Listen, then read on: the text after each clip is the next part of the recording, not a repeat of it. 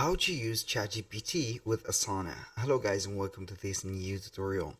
In today's video I'm going to show you how simple and easy it is to use ChatGPT with your Asana project. So we're going to head over asana.com, sign in for an account, and as you can see we're going to be on the admin dashboard. Now what we're going to do next is going to be pretty much simple. We're going to head over the project and then we're going to have our let's say project done. Now we're going to create a relation between these tasks and also our ChatGPT platform. So we're going to head over Zapier and click on create, select Zaps from there, and we're going to either describe the workflow or start by setting up the trigger. Now our trigger is going to be in Asana. So we're going to type in Asana. You're going to select or connect your Asana account, which is going to be something crucial.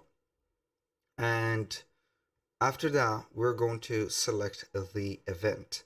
Now the event is going to be one of the following: completed tasks, for example, new attachment. You can go ahead and set up multiple zaps in the same time, which is going to be something good.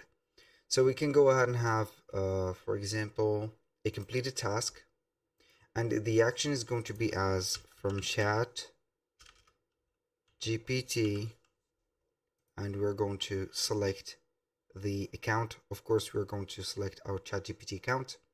In our here is going to be, in our case, it is going to be already signed up. A little disclaimer, guys: everything created in this video, such as email addresses, phone numbers, names, are going to be created only for the sake of the video, not for anything else. Make sure that you're going to use your own informations. Now we're going to select the event or the action event, either analyze images. I'm not going to use that, but we're going to have, for example, creative assistant. We can go and use it as a new assistant. So it is going to add us a assistant. Or let's see here if we can go ahead and create an email. So let's start by having create an assistant, and with the assistant we can go ahead and configure that.